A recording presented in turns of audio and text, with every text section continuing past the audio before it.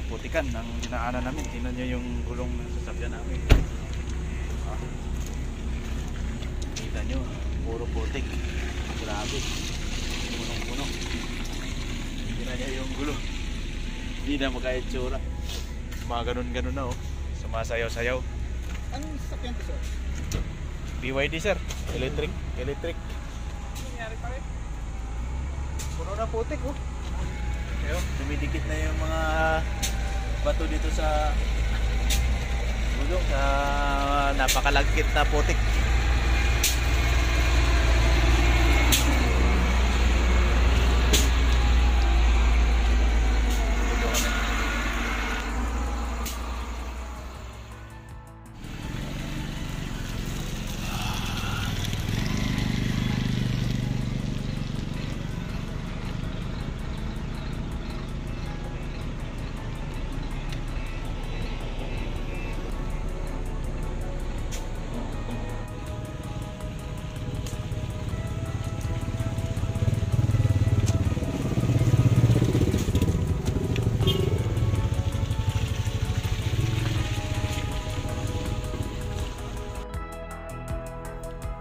Mula dun sa Ortigas papunta dito sa Calawis Mountain, sa Kupalato ng Antipolo Rizal. Mula 100% yung ating battery, may natira tayong 89%. Matipid na rin. So kanina mula doon sa Marcos Highway, yung Marilaki Highway, papasok dito, may mga akyat baba, napakatarik, pero mas pabor yung pababa kasi kung papansinin mo ang bundok doon sa taas. Paakyat tayo mamaya pag alis dito, more nakyatin, tapos sobrang dulas ng kalsada. Buti na lang off-road pala tong BYD, kaya lumalaban.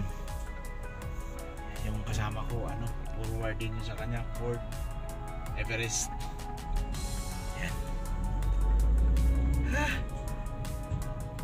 Kadalasan yung mga service dito, pick up, Hilux, yung mga Ford, may Ford din.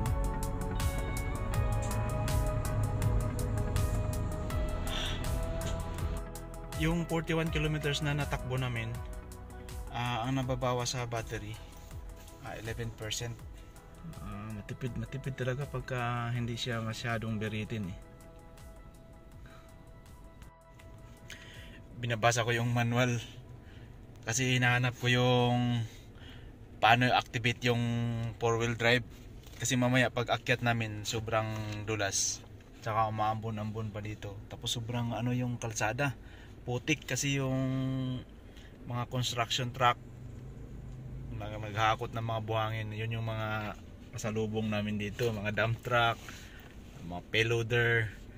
Ayan, kaya paakyat namin mamaya dyan sa kabundukan, kailangan i-on ko, i-activate ko yung 4-wheel drive. So ito lang yung pipindutin.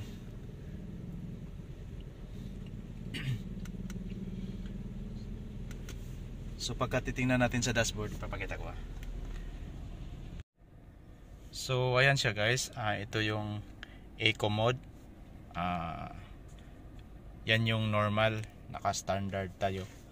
Tapos pag pipindutin natin to, ito yung pagka slippery road.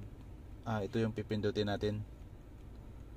So mag-activate na siya pagka pinindot natin. Yan. Kung nakikita nyo, mayroon siyang sign na napakadulas na kadaan. So intended siya for snow.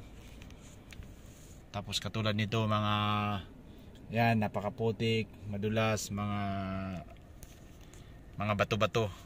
Yan, naka 4-wheel drive yung sasakyan natin mamaya pag alis dito, para pag akyat hindi siya ganong mahirapan. 4 yung kumakaskas. Yun, no?